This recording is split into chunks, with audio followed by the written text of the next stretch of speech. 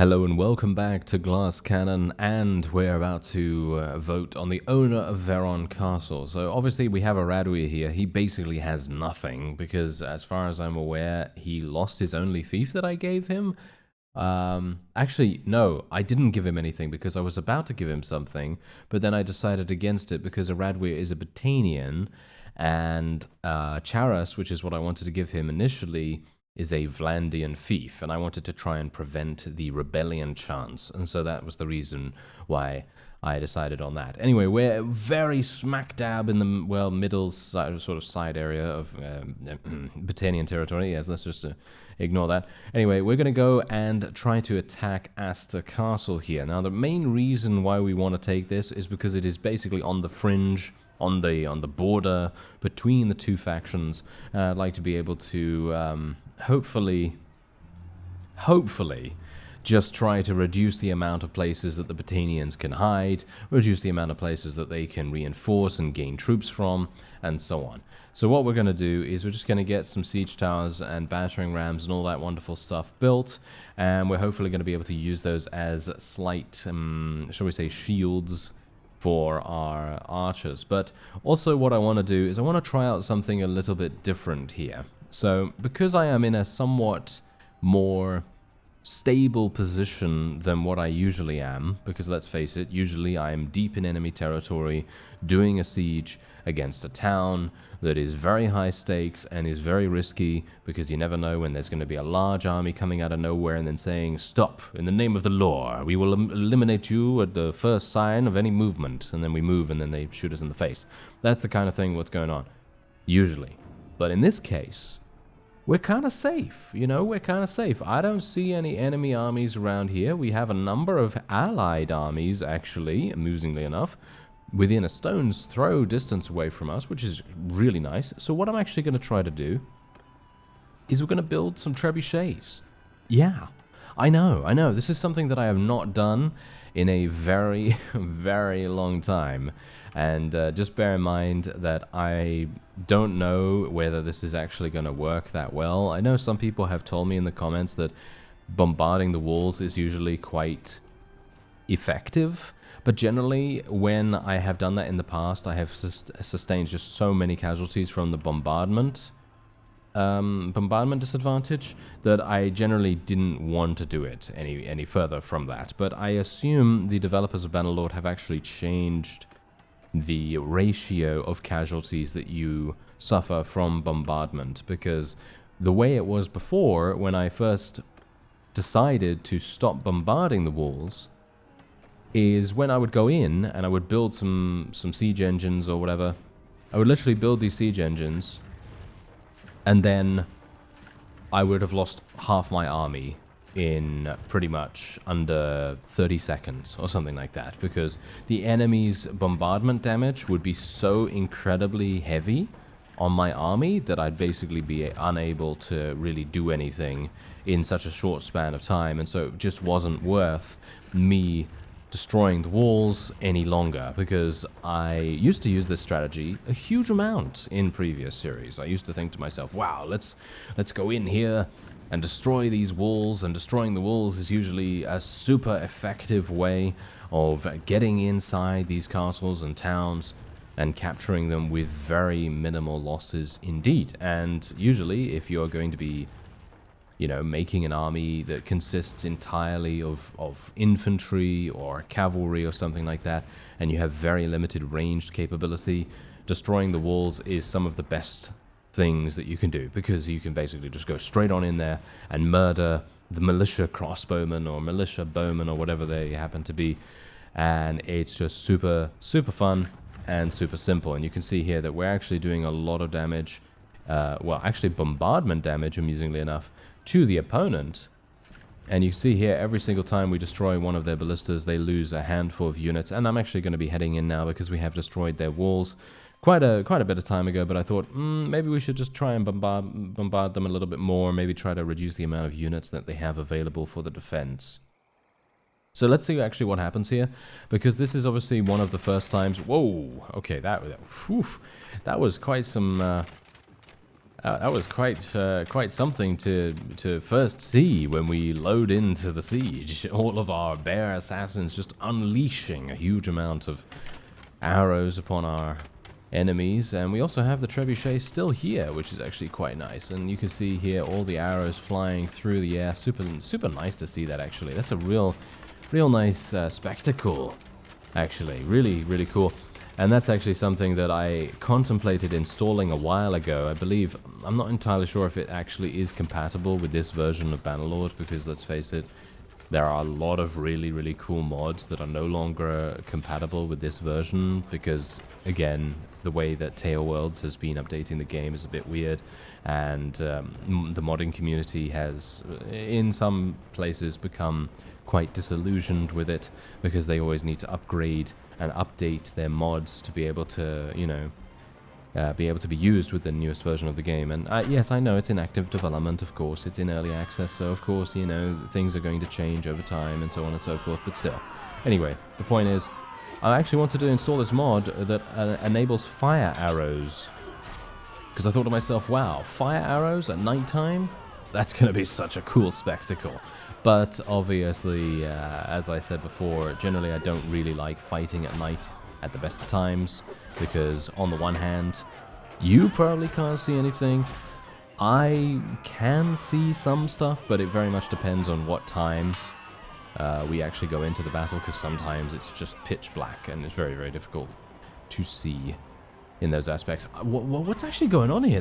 Have they improved the foliage that you see in these sieges? Because look at the greenery that's on the walls here.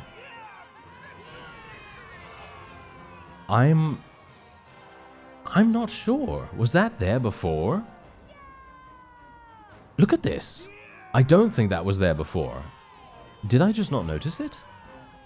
Maybe I'm an absolute imbecile and I just did not notice it. That could be the reason. But look, I mean, you saw how easy that was, right? We were literally able to take that with such minimal casualties that we basically just walked in there, said hello, and then the enemy was basically done. So, yeah, that's kind of what you can do if you destroy the walls. It's super simple, super easy, but you do need to invest that additional construction time. And I think that's generally the reason why I have started not doing that, because, well, as I say, it's kind of, well, a little bit difficult to make it work when you are under pressure from a variety of different places. For example, large army incoming, about to take you prisoner, sort of thing. You know, those are the sorts of things that you need to be a bit, a bit more careful of. Anyway, I'm just going to be putting all the battalions in here, because we do not want them, of course. Oh yes, I actually, that's one thing I forgot. There was actually something that I wanted to do before this episode, but I unfortunately neglected to remember that. So don't worry, I will be doing it before the next one. Someone told me how I can make it so that my vassals are recruiting my own units, and apparently it has to do with going into My Little Warband's customization file and just changing one value from false to true, or the other way around. I'm going to have to refer to your comment again, but thank you very much for letting me know about that, because that is super useful, and I will tell you more about it if I can get it to work appropriately. But it's going to be a lot of fun if it works out in the way that I intend. Anyway, we're going to be placing, I think, probably all my prisoners in here, because I don't see a reason why we wouldn't. And we're just going to wait here for some time, because you never know whether an enemy army is nearby and they see a very weakened... Actually, it's not even a weak garrison, because we did put a whole bunch of units in there right now, so maybe it's actually kind of good. Anyway, the owner, let's see. Who do we want it to be? I'm thinking Aeron right now. Aeron, because he is very close by with Pen Cannock. So it kind of makes sense it should go to him. And Pharon is part of the Empire, so, well, technically he's an Empire culture, so it's going to be a lot more difficult for him to maintain control over these thieves in this area. I mean, that was the main reason why I actually recruited him initially, because I thought to myself, we're going to be able to get Poros to come over, but then I obviously forgot that we weren't at war against his faction and so on, and, you know, a lot of different complications and weird things happen. So, yeah, let's just ignore that. Anyway, the point is, Marunath has a massive amount of units inside. Probably won't be taking that anytime soon. Rome Toil Castle has around 300, which is pretty significant, and there is a Vlandian army besieging Sionon at the moment as well. So, unfortunately, we won't be able to do anything with that. We are taking Pendrake Castle, though. And as far as I'm aware, we are also taking Lanark Hen.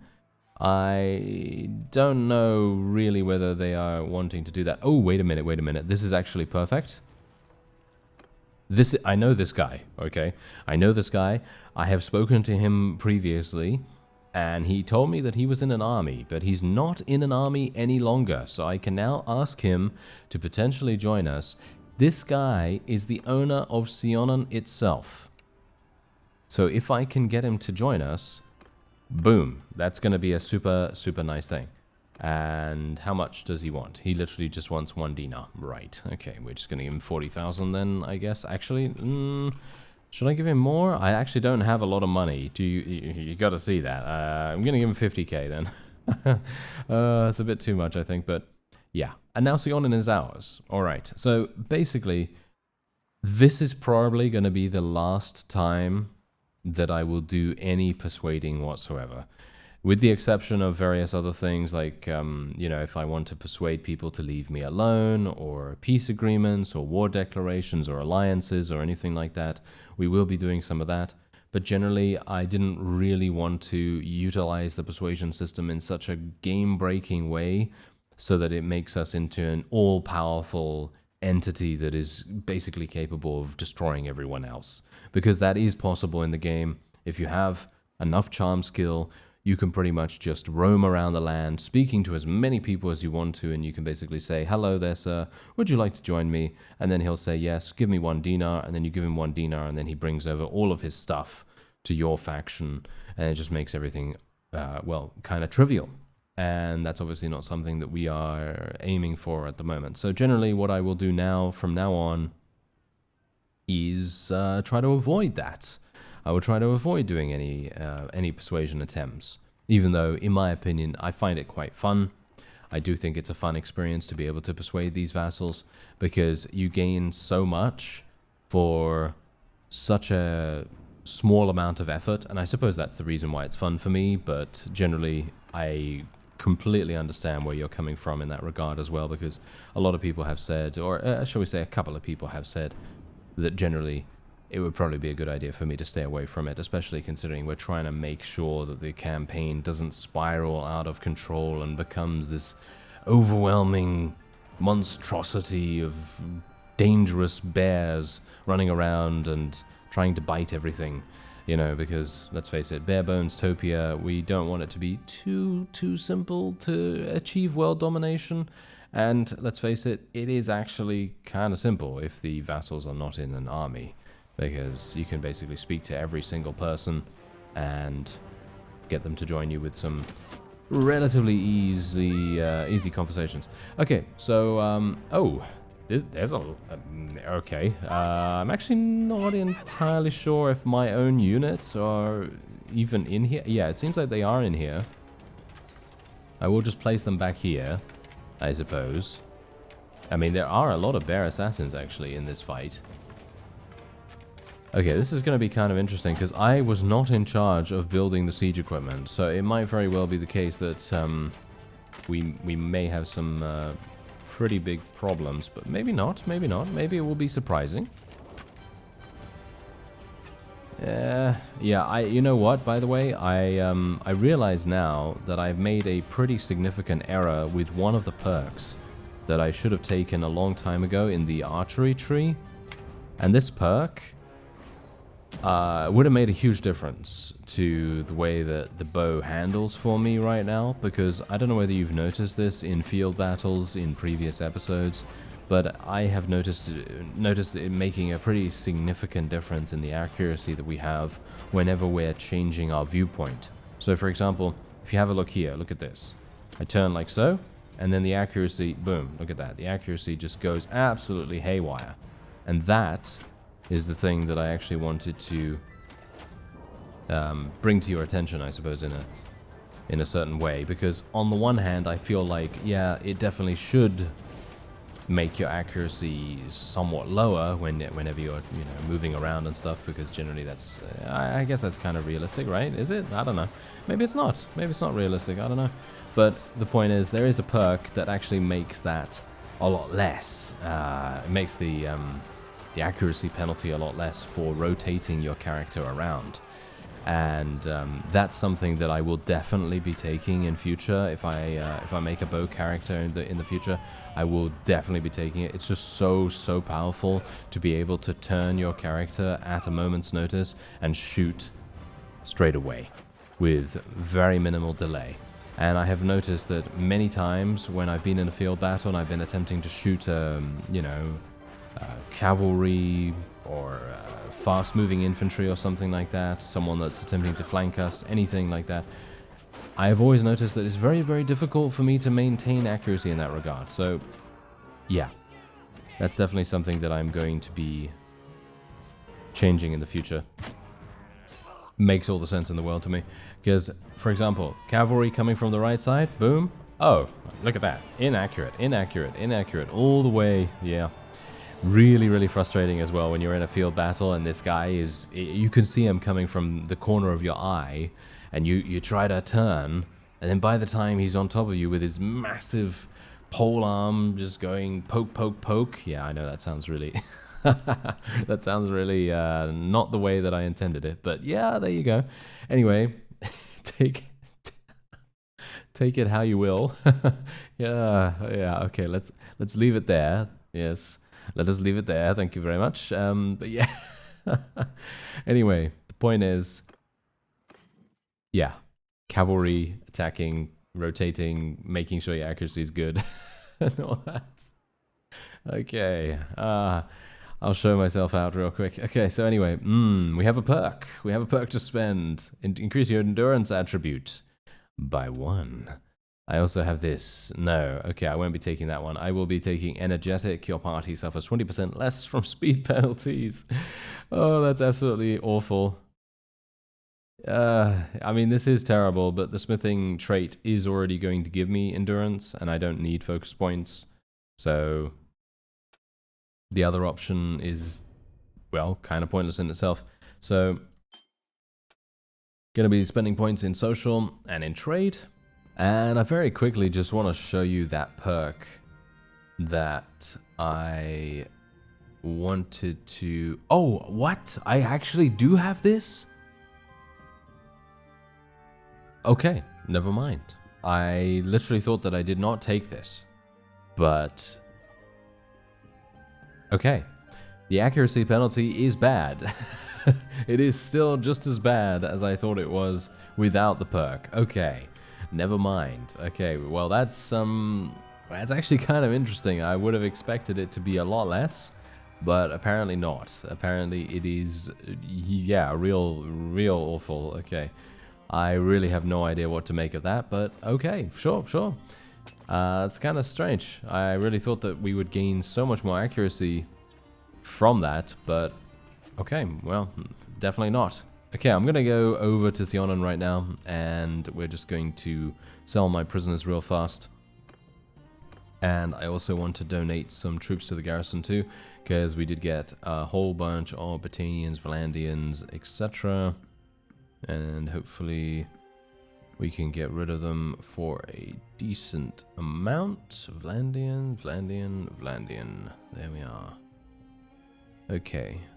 Am I giving away any bear units right now? I'm not. My army is significantly one-sided, let's say. Yeah, I have a massive amount of bear assassins at the moment, which is to be expected, I guess. Anyway, Calatild, no. Aradweir, I think we'll probably give it to Aradweir. As I've said before, I've kind of only given Abcoma Castle to Faron because I want him to have something. But it is definitely not ideal in any way. because, as I say before, he is an empire person, and generally he's not going to be very good at being the governor of that place. So I'm going to just recruit a couple of random companions at the moment, because what I would like to do is form some caravans right now. So let's form a caravan. Let's do this guy. There we go. And we will form another one straight away. And there we are, the outcast. There we have it. Okay, so they're going to go off and hopefully give me some wonderful, wonderful trade skill. Vlandian is attempting to take Rem12 Castle with some rather staggeringly bad casualties. Look at this. Look at this guy. He's taking massive damage. Okay, never mind. He actually managed to take it. I'm very surprised. I really thought he was going to get himself killed right there. But no. Apparently he did a pretty good job. Anyway, I'm going to join this siege to take Marunath. Maybe we're going to be able to take it. I mean, generally it says that, you know, due to the combat strength, we should have a pretty easy time of it. But you know how sieges go. Sieges can be very, very differing in certain places. We're going to take Appraiser. In my opinion, Appraiser is basically the best trade skill early on, because a 15% decrease in sell price penalty for equipment. I mean, literally this is probably something you would want to get very early on in the game so that you can make the most out of selling bandit loot and various other vassal loot, you know, like equipment, armor, weapons, etc. If I'm understanding it correctly, then that's what the sell price penalty is affecting. And so if you do that, you're going to get so much more money over time. It's such a small percentage, but it really does make a big difference as far as I can tell. And yeah, it's not that difficult to get. So even if you don't have caravans or anything like that, you can still just do trade in a normal way, and you can get a surprising amount of money that way too. Anyway, something that I actually wanted to mention. If you don't know how to level up trade, or generally if you are someone that is a little bit inexperienced in regards to leveling up trade, at least initially, my one tip is literally just look for a town that has been besieged and sell it grain. That's it. Just sell it grain, because grain is usually, find a town that sells it for a very, very cheap price. Usually you can get grain for about, I mean, the cheapest price I've seen is 4 or 5. So if you buy it for 4 or 5, maybe even 6, then you can sell this grain for about 14, 15, maybe 16 to a various towns that have been besieged and don't have any food supplies in the garrison there. So you can make a huge amount of money from that, and that is a really nice way of getting trade skill really early on, and you're going to have very little difficulties getting that first perk. So that's a small little tip there. Obviously, if you don't know that already, then that maybe will help you out. And otherwise, let's see if I can get some... Ooh, I wanted to get a snipe on that guy. Never mind. I'm gonna just wait for that fellow to pass by and then shoot him. Yeah, there we go. I want to get 250 if at all possible. Oh, there's a bunch of people over there. I didn't even see them because they're kind of hidden. Because they're wearing cloaks that are basically the same the same color as the wood. How sneaky. I guess that's the reason. That's the reason why they've done that. They want to blend in. They want to blend into their surroundings, and they're doing a very good job at that. I can't believe that missed. Did you see that? Literally, the arrow went right past his body and must have passed through his cape or something like that. That's crazy. I don't know why that would have happened, but okay. I guess he's just got a massive amount of luck or something. He must have a 4-leaf clover somewhere. Anyway, let me see if I can get up the siege tower here. Do a little bit of two-handed action, right? A little bit of two-handed... actually, maybe not. Seems like there aren't too many opportunities to do that, so I will basically just get out my bow and do a little bit of sniping. There we go. Nice. Get some real nice headshots. Oh, did I literally... Who pushed me? Did you see that? Was I moving? No, surely not, right? I wasn't moving, right? It was literally someone pushed me. Someone wants to kill me. Make it look like an accident. Ah, yes. Kulan in the library with the candlestick. Or should we say, where are we right now? We're in Marunath, right? So Kulan in Marunath with the pushing of the hands. Yes, indeed. Oh no, I'm going to get murdered by that guy. No, apparently not. Nice headshot. Ooh, you know, I'm giving myself a pat on the back because generally, let me just, you know, I got to do that, right? I mean, if I make a good shot, then I might as well celebrate it at least a little. And maybe we can get to 250. I would very much like to get to 250. I don't even know where I am at the moment in terms of skill. 244 still? Really? I thought I would have gotten much more considering I'm actually hitting people in the head most of the time, but apparently not. Okay. The experience gain that I'm getting from these guys is very minimal, surprisingly. I definitely would have expected much more, but alright. I mean, I'm just happy that I'm hitting people at all, to be honest. Because basically, if I'm unable to hit them, you know, because they're using shields, or I'm just generally missing out of my own ineptitude, then, you know, that's not very good. But if I can hit them, at least I'm getting some skill, or, you know, getting a little bit of contribution to the next level. Can I get to 250? What do you bet it's going to... Yes! Oh, we did it. Okay. Phew. I was a bit worried there for a second, because I thought to myself, yeah, what do you bet we're going to get to, you know, 249, and then we're just going to be unable to get the last point before the siege ends. That would have been excruciatingly amusing. Oh, yes.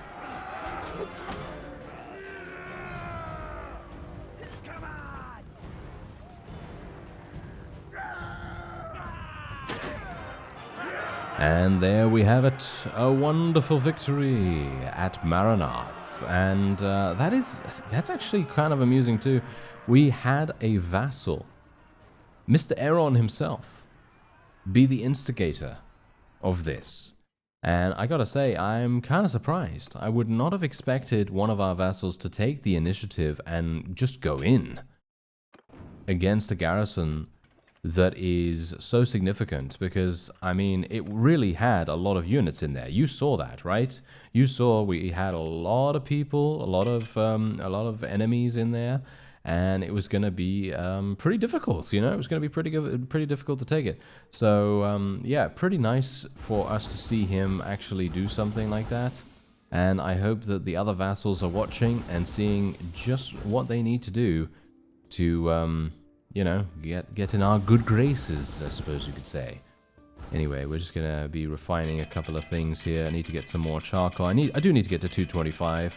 So generally, I would like to be able to smelt some stuff. So I'm basically just going to hit the smelt button over and over again. I would love to be able to do this in lots of 10 or 5.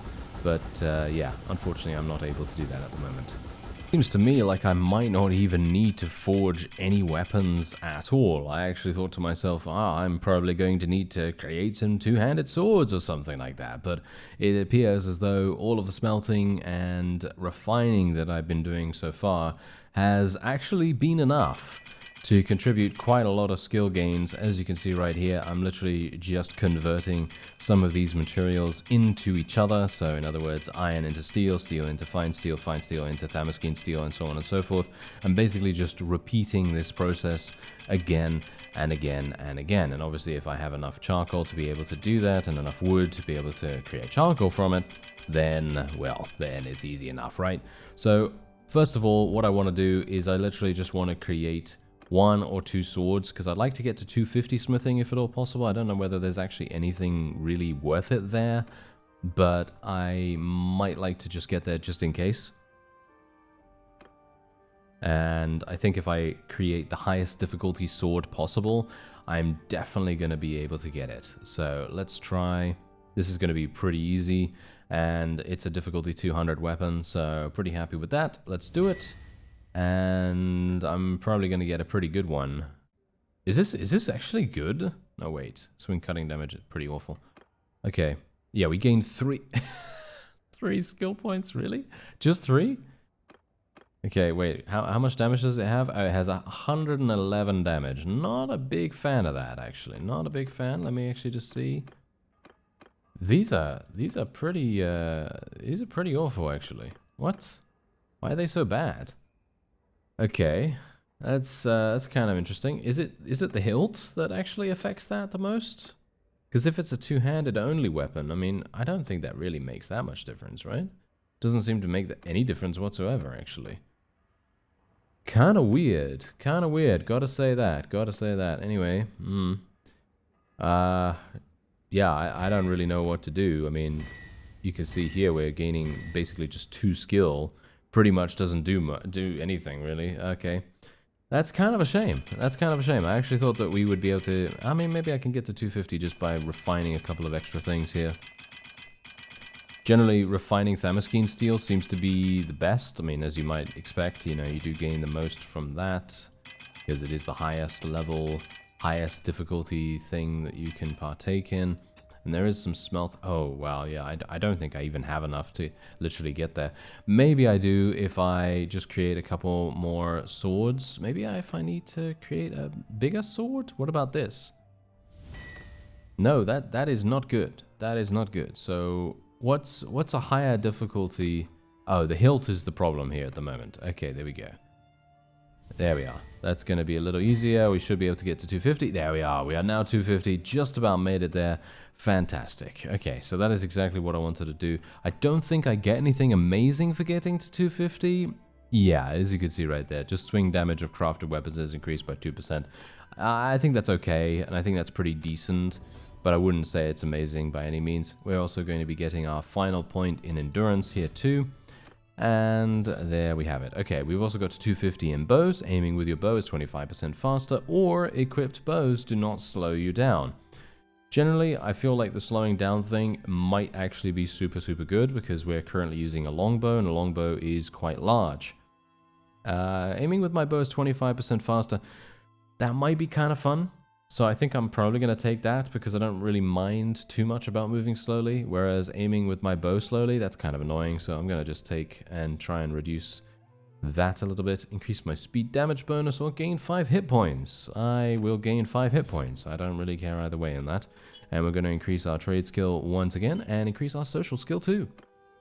Alright, so this is what the map currently looks like. You can see here that we've basically eliminated the Botanians, because the Vlandians have also been doing their part, and they have taken Remtoil Castle and Pendrake Castle completely voluntarily, which is actually kind of amazing. And there's also a rebel faction that has cropped up in Lagata, and I'm thinking that we will be attempting to take that ourselves at some point soon too. Anyway, I would like... Can I... they don't want to make peace? Okay, apparently... I mean, their war exhaustion is basically maxed out. So, I'm not entirely sure what's going to happen with them. I'm going to decline for a real quick second, because I would like to get some money from them, if at all possible. That doesn't seem to happen now, because they have reached 100 war exhaustion. I assume that you need to do those kinds of diplomatic measures before they reach 100, but... yeah, seems like I was a little bit late on that. But I don't think that really matters, because the Botanians, as I said, have probably been eliminated now. And next time they offer to make peace, I will accept it. And otherwise, that's going to be it for this episode. I thank you very much for watching, and I'll see you next time.